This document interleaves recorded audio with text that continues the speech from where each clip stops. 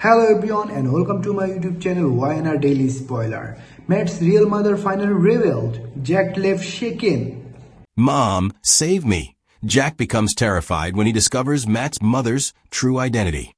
At 8:14 a.m., Jack Abbott discovered the envelope on his desk at Abbott Enterprises. Beneath a calendar he had forgotten to update. He picked it up in the same way a man would pick up a letter from an unknown charity, with polite curiosity and a trained hand familiar with signatures and legal language. There was an unfamiliar lab logo in the corner, a neat block of print, and then, in smaller type, a single line that felt like a dropped pebble in the midst of everything he'd built. He read it twice. Then he read it again. The laboratory results were clear. The markers matched. The percentage, clinical and unadorned, read 99.999% probability of pregnancy. And beneath the sterile numbers, in a name that made the paper shimmer as if the letters were written in ice, was the signature that changed everything in Jack's life. Sheila Carter. For a brief moment, Jack's hands turned to stone. The polished mahogany, the skyline of Genoa City outside, and the orderly chaos of the morning staff all pointed and receded like stage scenery. He felt his pulse as a physical sensation in his throat, like a drumbeat that could not be ignored. Sheila Carter. The name held history in Genoa City, like barnacles do on a hull. She had a reputation that no public relations firm could clean up. Violence and obsession, prison bars and whispered rumors about women who vanished into the cracks of other people's lives. Sheila was a chaos legend, a woman who had been at the center of so many ruined nights and terrified mornings that the city remembered her on a map. Jack had previously believed she was, or hoped she was. He had once been young and reckless. He remembered some nights as a blur, and there were women who came and went. What about Sheila? The idea refused to form into a narrative. He pushed his chair back until the wheels hit the rug, and he stood up. He read the paper again, as if repetition could contradict its own truth. Devin poked his head through the open door to his office. Jack, you wanted the quarterly. Jack held up the page. Read this, he said, his voice sounding older than the man who spoke it. Devin's eyes skimmed the page. Did you run a paternity test? For Matthew? He sounded disbelieving, and for the briefest moment, his face tightened. Who sent this? That's what I'm trying to figure out, Jack explained. And if it's real? Devin sat down, his professional instinct working like a well-oiled machine. Chain of custody. We check the lab and verify the sample. No one draws conclusions based on a single envelope. But the envelope had accomplished something that no protocol could undo. Fear slicked across Jack's skin because comprehending the legal steps did not soften the personal ones. If the outcome was correct, if Sheila Carter was the woman whose life inspired Matt's, then history, brutal, public, and vindictive, would come knocking on every Abbott door. He remembered Matt's quiet steadiness, his soft-spoken jokes, and how Jack had loved him with the ferocity of a man who had once feared being alone. He recalled the family stories Jack had carefully crafted for his son's life, fictions that had spared a young man certain truths. And now, the letter demanded an accounting. Jack moved without thinking. He called Ashley. He addressed Devin properly, not as legal counsel, but as a man in need of shields. He dialed Matt's name into the phone like an address he was afraid to use. By noon, the lab had been contacted. Chain of custody had been requested. And Devin had drawn Harry into the orbit of private investigators whose work resembled a series of small revelations. There was a process in place, and affidavits needed to be filed. But there was also the gut-wrenching realization that some things, once said, could never be taken back. In the afternoon, another envelope arrived, stamped but not anonymous. It was a grainy but unmistakable photograph of a woman in a diner 10 years ago, hair short, eyes afraid of being noticed, pushing a stroller through a rainstorm. A single sentence was written on the back in small black ink. We tried to hide it. She found out. Jack's hands shook as he dialed the photographer's number. The voice that responded was rough and scared. I found her by accident again, the man explained. She knows the boys out here. There was a hurried exchange, a promise to meet, an address, and a time, and Jack felt like a man crawling toward a fire. He drove past the skyline into a part of town he used only for discretion. The diner in the photograph was now a closed shopfront with a newsprint sign, for lease. The address given was a rundown storage facility 2 blocks away, an industrial place where privacy is rented in metal rectangles. He parked and stared at his reflection in the car window, as if he might recognize the man reflected there. A father who'd always thought himself prudent, now a man about to meet A. Inside the storage facility, amid the smell of oil and dust, a woman waited in the dim light. Not 40 feet away from shelves of unpacked boxes, she stood with a cup of cheap coffee and the posture of someone who had been practiced at patient violence. Jack stopped in the doorway, and for a moment, the man who had made a career of reading people's intentions could not read hers. "Diane?" she asked without greeting, as if the name were a test or a misdirection. "No one calls me that anymore." Jack sucked in a breath he hadn't realized he was holding, and Sheila smiled. It wasn't a warm smile, but rather one that folded up like a knife and hid behind a thin seam. Time hadn't softened her, only seasoned the intensity behind her eyes. "Hello, Sheila," Jack said. His mouth tasted like pennies. "You're a good father, Jack," she told me, "and you're terrible at secrets." The old things between them were ragged, not because they had been tender, but because they had been jagged. Sheila had been someone who once moved through lives and rearranged them without permission. Jack had been young, and somewhere in that dangerous age, he'd been human, and perhaps careless. Whatever the spark had been that tied them together that night or month ago, it had left a life behind. Jack's brain tried to assemble scenes, which apology had been unmade, which joint mistake had not been argued through, but he kept the results in his jacket pocket, thudding against his chest like a second heart.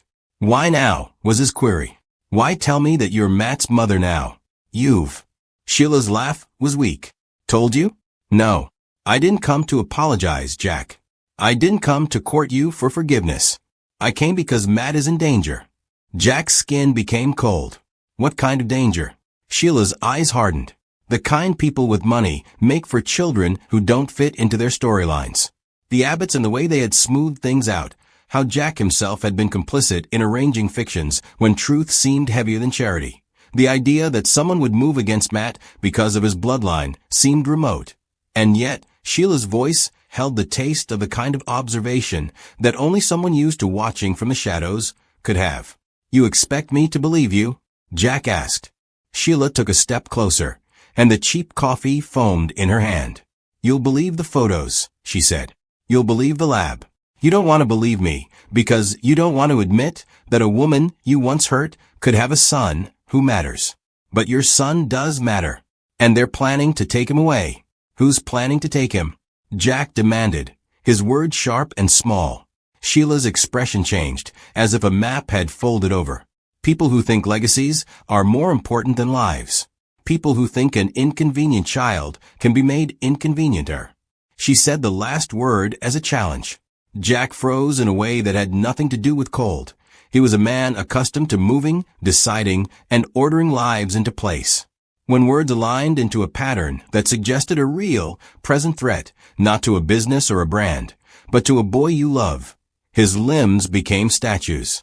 Why would they? He couldn't finish the sentence, because the idea of anyone wanting to harm Matt in order to protect reputations felt like a theft too big to mention. Sheila looked at him with sympathy. "Because this is Genoa City," she said, "and everyone here believes they can buy a future by burying the past. I don't need to explain why. I just need you to act. Get him somewhere safe." Jack's mind almost automatically ran through a checklist. Call Devon, get the laboratory to secure the chain of custody, move Matt to Jack's house, hire security, alert the police. But the most urgent motion in his chest was not a business solution. It was a smaller, crueler fear. Sheila. If she was Matt's mother, what did she want? Maternal love can be a velvet thing or a blade. "Why would you come to me?" Jack was wondering. "Why not take him yourself?" "You ask me that as if I haven't watched from a distance for years, Jack. I wasn't in a position. I worked to survive, to get away from people who would use me. I only came back because they started watching Matt too closely. They made a call. He's been marked." "Marked?" Jack inquired, his tone cold. Sheila moved in closer, smelling of cheap coffee and rain. You understand what being marked means in this city. Attention, assets, someone's idea of a tidy narrative. If they can make him fit a story that isn't his, they'll take what he is away. Back at Abbott Enterprises, in a conference room that smelt of cologne and polished wood, Matt was trying to understand why his father had called him away from a board meeting.